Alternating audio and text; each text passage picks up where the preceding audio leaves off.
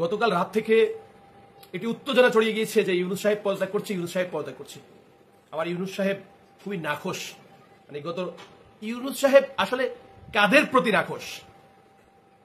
যারা ইউনূস সাহেবের হাঁটুর বয়সী হয়ে ইউনূস সাহেবকে গাইড করার চেষ্টা করছে, সেই মাহফুজ আলম, আসিফ গংদের উপর ইউনূস সাহেব নাখোশ।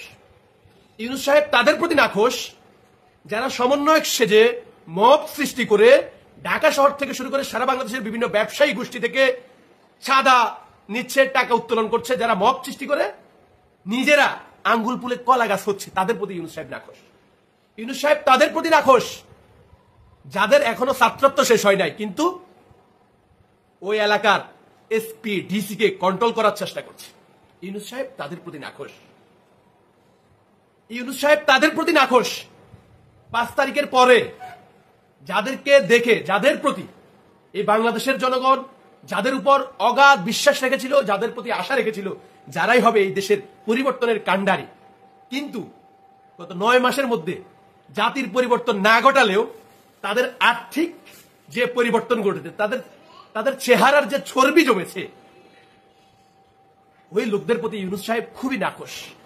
এবং ইউনূস সাহেবের আশেপাশে যারা টিকটিকির মতো ঘুরঘুর করে, বিএনপির নেতারা কিন্তু ঘুরঘুর করে না, জামাতের নেতারা কিন্তু ঘুরঘুর করে না, পরিষদের নেতাদের সুযোগ হয় না ইউনূস সাহেবের কাছে যাওয়ার। তাহলে ইউনূস সাহেবের আশেপাশে কোন টিকটিকি গুলো ঘুরঘুর করতেছে এটা আপনারা জানেন। হ্যাঁ, সেই যে সান্ডাগুলার চেহারাগুলো দেখলে বোঝা যায় এই 9 মাসে কি পরিমাণ তেল চর্বি জমেছে তাদের।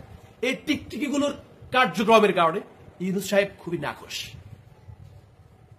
এখন পর্যন্ত ডক্টর ইউনূসের প্রতি প্রত্যেকটা দলের সমর্থন আছে, এই সমর্থন থাকবে, কিন্তু একটি নির্দিষ্ট দল, একটি নির্দিষ্ট গোষ্ঠী যারা জুলাইকে বিক্রি করে জুলাইয়ের চেতনাকে বুলণ্ঠিত করেছে, ডক্টর ইউনূসের মতো একজন সর্বজন শ্রদ্ধেয় লোককে যারা এদেশের মানুষের কাছে ছোট করার চেষ্টা করছে, কলঙ্কিত করার চেষ্টা করছে, তার কাজে বাধা দেওয়ার চেষ্টা করছে, তাদেরকে এই জাতি কখনোই ক্ষমা করবে না।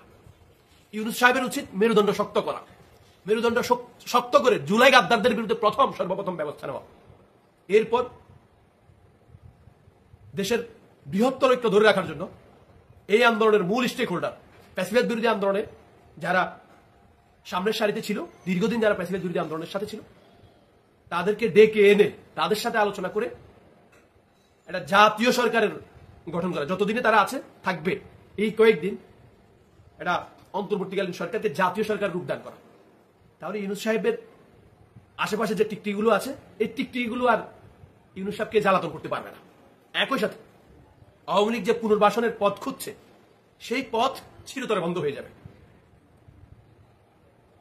জুলাই গাদ্দারদের বিপক্ষে আমাদের অবস্থান ছিল, অবস্থান থাকবে, কিন্তু ডক্টর ইউনূসের পাশে আমরা ছিলাম, আছি এবং থাকবো ইনশাল্লাহ।